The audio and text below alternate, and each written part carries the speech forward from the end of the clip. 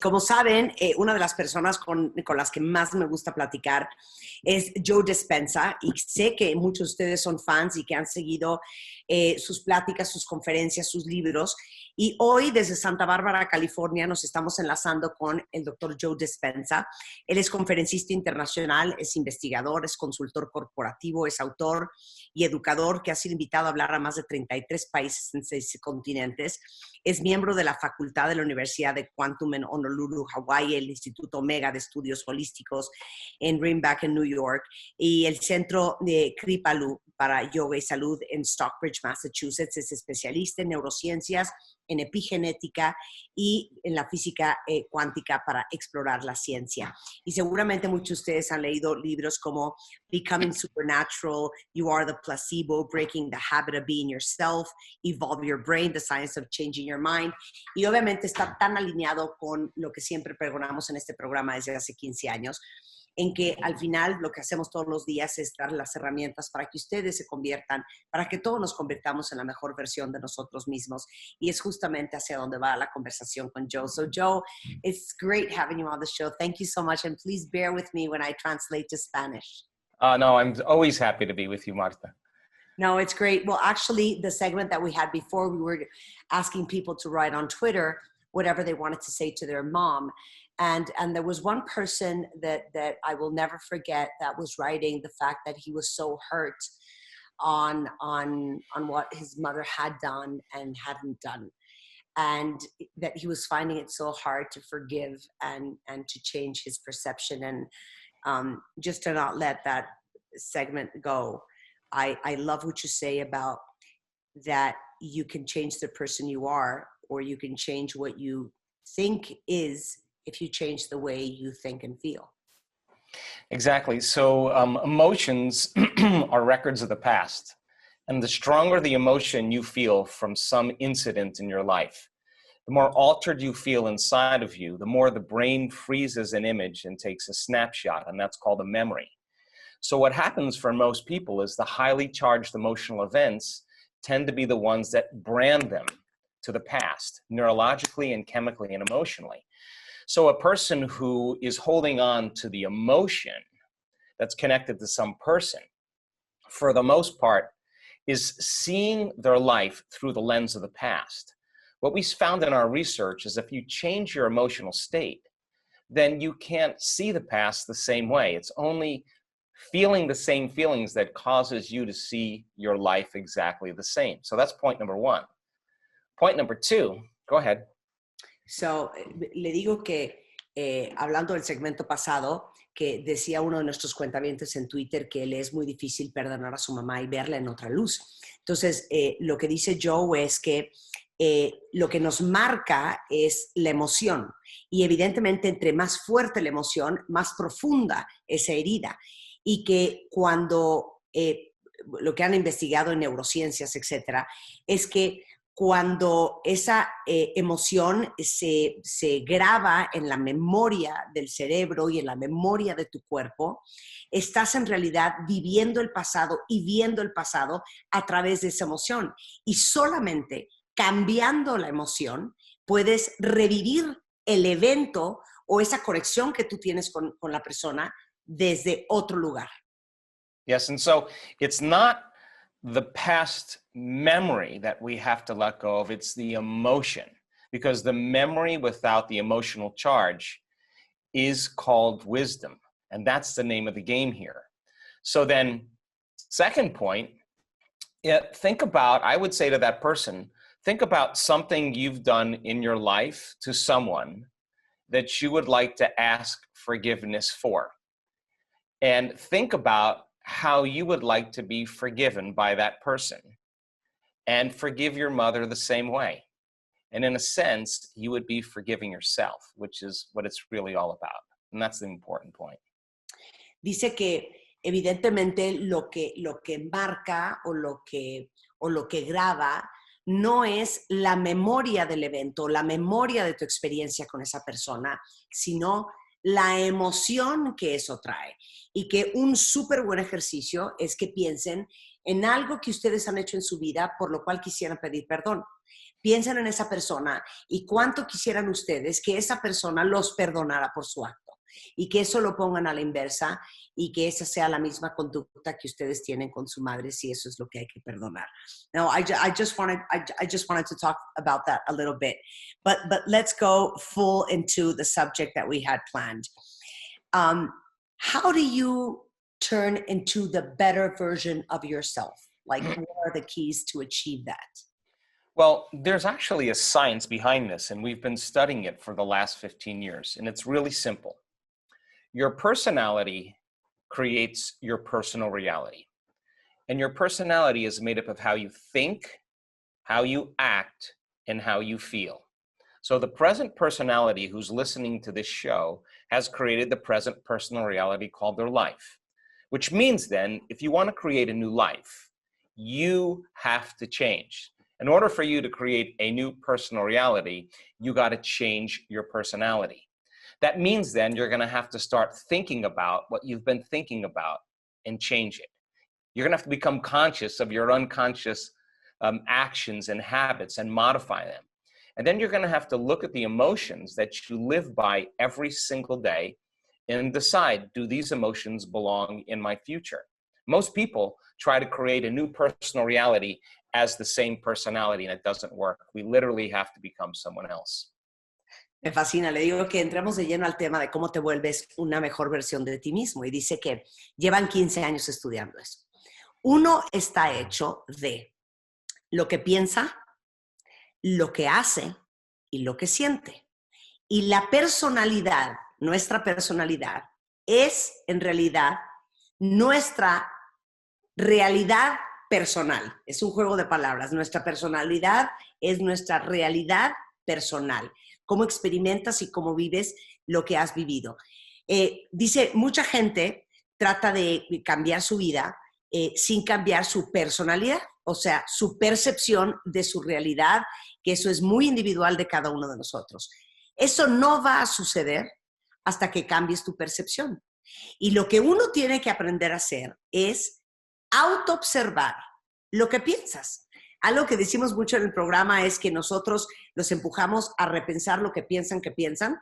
Es un poco lo que está diciendo Joe, que ustedes tienen que poner atención a por qué piensan lo que piensan, por qué sienten como sienten, de dónde viene, y si esas emociones son las que quieren tener y seguir llevando a su futuro. I think I did a pretty decent job. You did very well. I even understood that. So this is biological now, because most people, 90% of the thoughts that they think are the same thoughts as the day before. Now, if you believe that your thoughts have something to do with creating your life, if 90% of your thoughts are the same as the day before, then your life is going to stay the same, because the same thoughts lead to the same choices. The same choices lead to the same behaviors.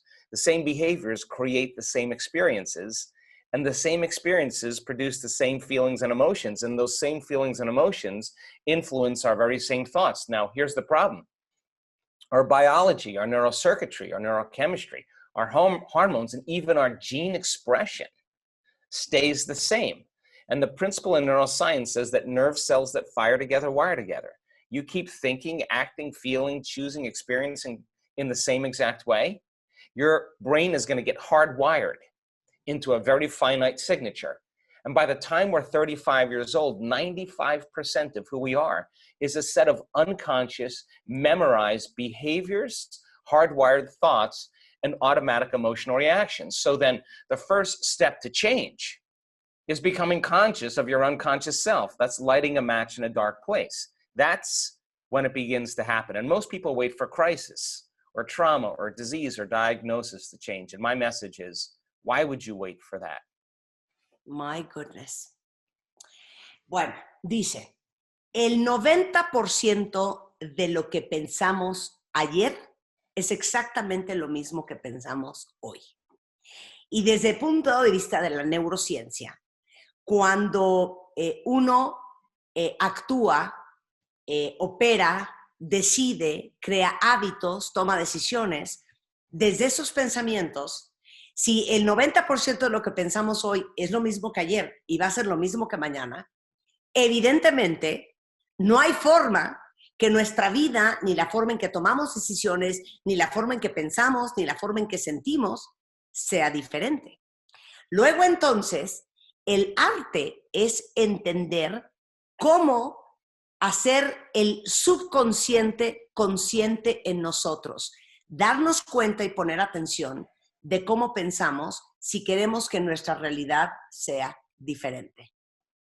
Now, let's take it a little further because most people wake up Oh, in and the I morning. forgot to say one more thing. Go ¿Y ahead. por qué tenemos que esperar a tener un evento trágico, una crisis horrenda, una tragedia en la familia, un mal diagnóstico, una enfermedad, para tomar la decisión de cambiar? Entonces, si el cerebro, como ustedes saben, neurocientíficamente se explica que para los 35 años se fija en el cerebro la forma en que están conectadas todas nuestras neuronas, y obviamente entre más repites los mismos pensamientos, más se refuerza esa conexión. Para los 35 años, el 95% de lo que pensamos está totalmente fijado en nuestro cerebro. Y para que eso cambie, cuando llevas 35 años pensando, actuando, operando desde el mismo lugar, ya es más complicado. Y la única forma de hacerlo es haciendo el subconsciente consciente. Exactly.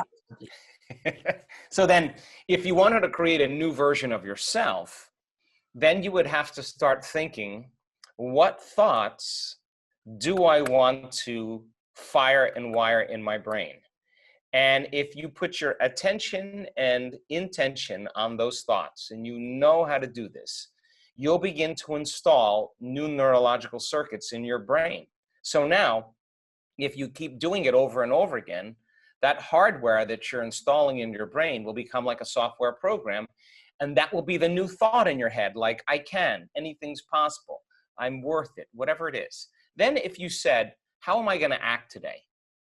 And without getting up and checking your cell phone and doing anything else, you closed your eyes and you began to rehearse in your mind how you were going to act. If you were truly present, your brain would not know the difference between what you were imagining and a real life event. That means then your brain is looking like you've already done something. Now you're priming your brain with new circuitry for you to behave like a happy person. Keep practicing it and firing and wiring. It's going to get easier for you to behave as a happy person. Now, here's the hard part. Can you trade fear, pain, suffering, guilt, shame, anger, hostility for an elevated emotion? Can you teach your body what your future will feel like before it happens? Now, this is the hard part, because most people have been hypnotized and waiting for their life to change for them to feel the emotion of that change.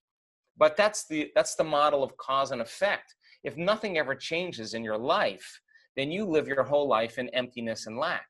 So then when you begin to create elevated emotions, and we have research to show this, your body is so objective, it does not know the difference between a real life event that's creating the emotion and the emotion that you're creating by thought alone. Now, if you were able to practice feeling an elevated emotion and you kept doing it, you would begin to change the chemistry of your own biology. Now, this is important because you are literally changing how your genes are expressed. And we have research to show that just 4 days of doing it, you could actually change your gene expression.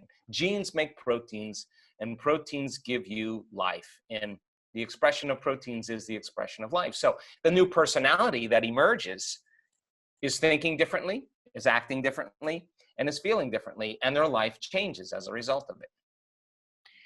Ok, dice que algo muy importante que sepan es que tiene que haber atención e intención. Y para volver a formar y a moldear todos esos circuitos neurológicos, uno tiene que empezar a cambiar la forma en que uno piensa y la forma en que vas a actuar hoy. Normalmente nosotros nos despertamos en la mañana y de manera absolutamente mecánica nos salimos de la cama, agarramos nuestro celular, vamos al baño, nos lavamos los dientes, nos metemos a bañar y todo es en automático. ¿Por qué? Porque llevamos 35 años pensando y operando a lo mejor de esa manera. Ahora, ustedes no lo podrían creer, pero se puede sustituir el enojo, la pena, la vergüenza, la decepción, la tristeza y todos los sentimientos negativos. Pues sí, lo que pasa es que la clave está en enseñarle a tu cuerpo cómo va a ser tu futuro sin que haya sucedido, sin que haya pasado. ¿Y cómo puedes engañar? El cerebro no sabe la diferencia entre lo que realmente está pasando y lo que no está pasando. Todo se basa en la emoción. Entonces, si tú te despiertas y tomas la decisión consciente de que vas a generar una emoción de bienestar, de felicidad, de estar contento, tu cuerpo no sabe que a lo mejor allá afuera no está pasando necesariamente nada espectacular como para que te sientas así. Y lo que pasa con los seres humanos es que operamos al revés. Esperamos a que suceda el evento que nos va a generar esta emoción increíble, sin darnos cuenta que lo que tenemos que hacer es generar una emoción increíble para que suceda el evento. I think you understand Spanish so much more than you give yourself credit for. I understood you. Entonces, esto es bien importante. Si queremos conseguir el trabajo de nuestros sueños, estamos esperando a que nos den ese trabajo para estar súper contentos y súper felices y sentirnos súper exitosos y que nos lo merecíamos y que es lo mejor que nos ha pasado. Y lo que dice Joe es que es muy difícil que te den ese trabajo si tú no generas esa emoción. Y esa emoción es la que justamente trae a tu vida una nueva realidad. Y eso todo es en base a los pensamientos y a la emoción elevada. Entonces, imagínense ustedes que se ha comprobado que 4 días pensando así, tú puedes cambiar la expresión de genes, lo cual genera la proteína de la cual nos alimentamos todos. Y se ha comprobado que en 4 días, teniendo esa emoción elevada hacia lo que quieres en el futuro de tu vida, eso va a acabar sucediendo. You got everything I said in Spanish. Don't lie to me, Joe. You're my friend. You've always been my friend. We always loved each other. You understand Spanish. I like listening to it. Okay, so we're going to do a commercial break and we'll come right back, okay? Don't move. Okay. Estamos de regreso en W Radio, son exactamente las 12:33 de la tarde y bueno, para todos ustedes que nos están viendo, en esta conversación con el doctor Joe Dispenza, que está en Santa Bárbara, California, sobre el tema de cómo ser una mejor versión de nosotros mismos. Antes del corte explicaba Joe de cómo tienes que generar la emoción para que suceda el evento. Entonces, antes de pasar a otro tema, quiero y poner algunos ejemplos para ustedes.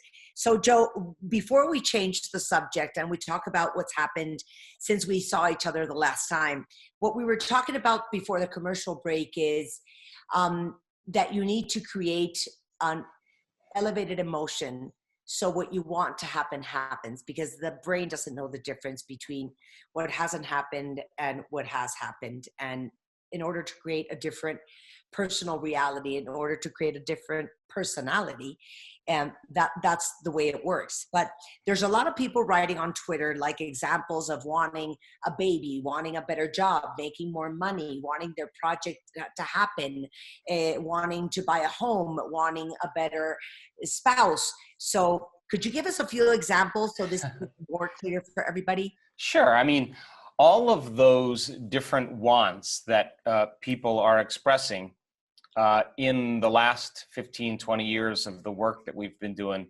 all of those different elements have been achieved by different people. I mean, people come to the work for a lot of reasons, but really they come to become something else. They're coming to really change themselves. And so we have seen blind people that are seeing, deaf people that are now hearing, people with stage 4 cancers going into remission, people that were bankrupt and lost all their money, having successful businesses. They applied the practice. You see, most people spend the majority of their life reacting to everything in their outer world. In other words, you say, what's wrong with you, Martha? Oh, it's the weather, it's my ex, it's the traffic in Mexico City. And what you're really saying is something outside of you is controlling the way you're feeling and the way you're thinking. Now, anything that controls your feelings and your thoughts, you are victim to. Now, this is not a conscious process. Most people are unconsciously saying, I'm in a bad mood because of him. I'm in a bad mood because of the news.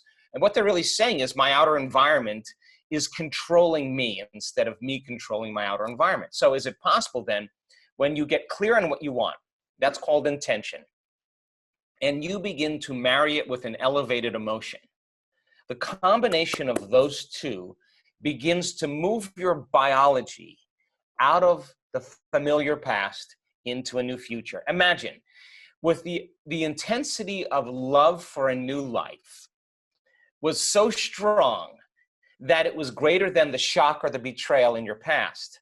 The stronger the emotion you feel from just by you regulating your emotional state, the more you'll pay attention to the picture in your mind. And in a sense, you're beginning to brand new circuits neurologically in your brain to look like your future has already happened.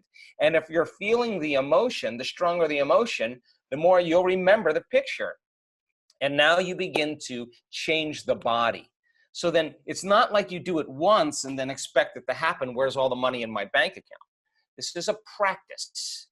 And it is a practice because when you start seeing, when you change the way you think and feel, and you start seeing synchronicities and coincidences and opportunities showing up in your life, you're going to start believing more that you're the creator of your life and less of the victim of your life. And so, as an example, many people say, I want to heal. Well, before you heal, you got to understand the science of why you're sick and how you got there so that you can begin to apply a method or a formula to master the formula. And when you do, the side effect of it is healing. The side effect of it is a new relationship. The side effect of it is a new opportunity, a new career. It's the side effect that's created as a result of you changing.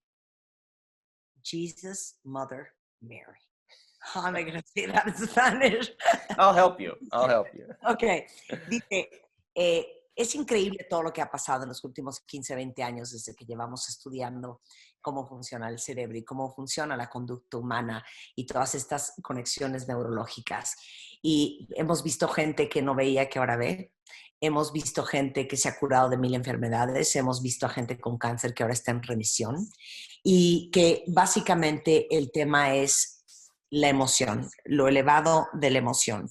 Y muchas veces uno cree que nuestras emociones son resultado de factores externos y que estamos que nos lleve el diablo por culpa de este güey, que estamos que no nos calienta ni el sol inventando madres porque pasó tal cosa, que nuestra vida es miserable por todos los factores externos. Y cuando vives así, automáticamente te vives como una víctima de las circunstancias externas, cuando no te has dado cuenta que no eres víctima de nada, porque nada ni nadie debería tener el poder para cambiar cómo tú decides, y decides va subrayado, vivir tu realidad. Y que al final las emociones y los pensamientos es lo que, en lo que se vuelve el foco de tu vida. Si tú tuviste un evento espantoso y tienes una emoción tan fuerte y lo tienes grabado emocional y mentalmente, pues es difícil que pienses de cualquier otra manera sobre cualquier otra cosa en el futuro. Pero si tú generas esta emoción elevada, de la que hemos hablado mucho, que recambia la forma en que está, digamos que, conectado todo tu cerebro, nuevamente el futuro lo vas a ver muy, muy, muy diferente. That's where I'm lost. And then you said... No, and the stronger the emotion you feel, the more you'll pay attention to the picture in your mind and you're remembering your future. Claro, entonces, si uno quiere que suceda algo, eso se llama intención. Pero si la intención no le pones acción y no le pones emoción, es muy difícil que suceda. Entonces, y esto no sucede de un día para otro, es un entrenamiento y es un hábito constante, y cuando te des cuenta de cómo has generado una intención y una emoción tan fuerte sobre eso que quieres en tu futuro, y empiezan a aparecer oportunidades que a lo mejor vas a llamar suerte, eventos, momentos, situaciones increíbles, te vas a dar cuenta del gran poder que tiene la emoción y la intención en cómo quieres que suceda tu vida. Is there something I missed? Yeah, and now you believe more that you're the creator of your life when you see those and less of the victim of your life. And now you're going to react less to those people and circumstances because the moment you do, you return back to your old personality and don't expect anything to change. Y ahí es donde te das cuenta que en realidad, lejos de ser la víctima de tu vida, tú eres el creador de lo que sucede en tu vida. Y por eso, toda esa gente y todos esos factores externos que viviste en algún momento como una amenaza, se acabaron, y te das cuenta que quien tiene el poder para hacer que las cosas sucedan de la manera que sucedan, y sientas lo que quieres sentir y pienses lo que quieres pensar, depende de ti y de nadie más. Ah, very good. Thank you. Thank you for that help, my friend. So, basically, what has changed in the last 15, 20 years? What have you seen? And since we last saw each other on the show, what news have you got for us? Wow, so many amazing things have happened. Marta, it's so funny because if you asked me 15 years ago if I would be witnessing, if I believed I'd be witnessing what we're witnessing today in common people, I would probably say maybe once in my lifetime, but it's like a 4-minute mile now. We have broken through a certain level of consciousness as a community. We have done extensive research to show that you can make your brain work better without using any drugs, any external substances, without any therapies. If you understand the science of how the brain can function better and you understand a technique, you'll make your brain work better. We can teach you how to self-regulate and feel more of those elevated emotions with practice. We can measure when you're feeling gratitude. We can measure when you're feeling inspired. We can measure when you're feeling impatient and frustrated, and teach people how to change it in time. As I said, we have research to show that you can change your genes in just a short amount of time. Genes that suppress cancer growth and tumors, genes that balance oxidative stress, genes that activate stem cells, genes that grow new neurons in your brain. These are just fundamentally just because a person's changing the way they think, the way they act, and the way they feel. You can strengthen your immune system when you feel gratitude by 50% in 4 days. In other words, when you activate your heart center and you understand the science of how to do that, your immune system is getting a new signal emotionally, and it begins to activate T cells that are the elite army of agents that fight against bacteria and viruses. And that's making your inner world a lot stronger. And people with autoimmune diseases go into remission. You can lengthen your life in 60 days of meditation. We've done the research. We're partnering with universities now because when we do our events, we see so many dramatic healings and changes that they want to come and study us. So it's been an amazing time for us as a community, because this is not just talking about it. When someone stands on the stage with stage 4 cancer and they tell their story of how they healed and they have their scans to prove it, I guarantee you every single person in that room is leaning in, because that person is an example of truth. And it's so amazing when another person sitting in the audience has cancer and they're hearing this person tell their story, they're going to believe that they could do it once they see someone else do it. And wow, we've just seen just so many incredible healings, people with abusive past, people with all kinds of health conditions from rheumatoid arthritis to MS to Parkinson's. We've seen just dramatic changes in people's health and in their lives. And now people are starting to understand how to do it. And we've had universities come and study us, and they're so impressed with what we're doing. It's really amazing. Well, that's amazing. Can we go and live with you until we get cured of everything? Come. Ah, le digo que qué ha pasado desde la última vez que nos vimos y me dice, no, no tienes una idea qué cosa más impresionante lo que hemos aprendido de cómo funciona el cerebro y lo que hemos podido compartir con gente. Si a mí me dices hace 15, 20 años cuando empezamos esto, que esto iba a suceder, yo jamás lo hubiera creído, pero la verdad es que hemos aprendido tanto sobre el cerebro y sobre cómo sí puedes cambiar la forma en que funciona tu cerebro y que funcione mucho mejor. Aprender a autorregularte es impresionante. Aprender de cómo cambian tomografías las ondas de tu cerebro cuando sientes gratitud, cuando sientes emociones elevadas o cuando sientes emociones negativas.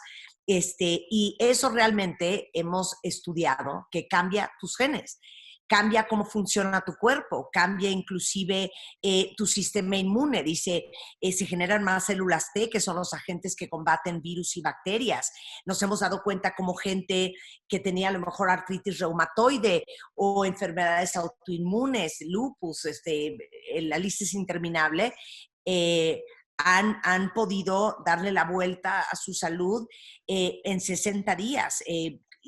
Y es impresionante de repente estar en un auditorio y ver a una persona que estuvo en fase 4 de cáncer y que dice estoy en remisión y que tiene los estudios para comprobar lo contrario y la enorme oportunidad que eso significa para alguien más en la audiencia que a lo mejor está pasando por un cáncer fulminante y escuchar eso y saber que ellos tienen en sus manos la oportunidad de darle la vuelta a su genética y de ser gente más sana y más contenta es verdaderamente increíble. Well, you just touched a touchy subject, which is our immune system. And now with the COVID-19 that everybody's worried sick in their homes for the last 8 weeks, what could you say about that in these times? Well, I think this is a great opportunity for people to have a better understanding about their bodies and how the intelligence of their bodies is already fighting against bacteria and viruses on a moment-to-moment basis. And I just want people to understand, if you are in fear, you are suppressing your immune system. That's what fear does. The research shows that if you get fearful and worried, you're actually weakening your immune system from functioning, and you're making yourself more susceptible to bacteria and viruses. That's what fear does. By the same means, what a great opportunity for people to break out of routines and be in one place and really think about what they value in their life, what's important to them, what they want to change when the world gets back to going again, who they want to be, what changes do they want to make, and use this time wisely as an opportunity to retreat. And I mean, if we can prove that your immune system can strengthen and make an immunoglobulin called immunoglobulin A, that is your body's primary defense against bacteria and viruses. What a great opportunity to feel elevated emotions and decide who you want to be when everything gets back to normal. And I think people are starting to reevaluate themselves and their lives and deciding what's more important. So the only way we're going to wake up as a species is to pause and reflect. Otherwise, we were going at such a fast pace, we could have ended up in worse trouble than we are now. And I think when people understand that their body has an innate intelligence to heal, I think it would be good for them to realize that they would work on changing their emotional states as well.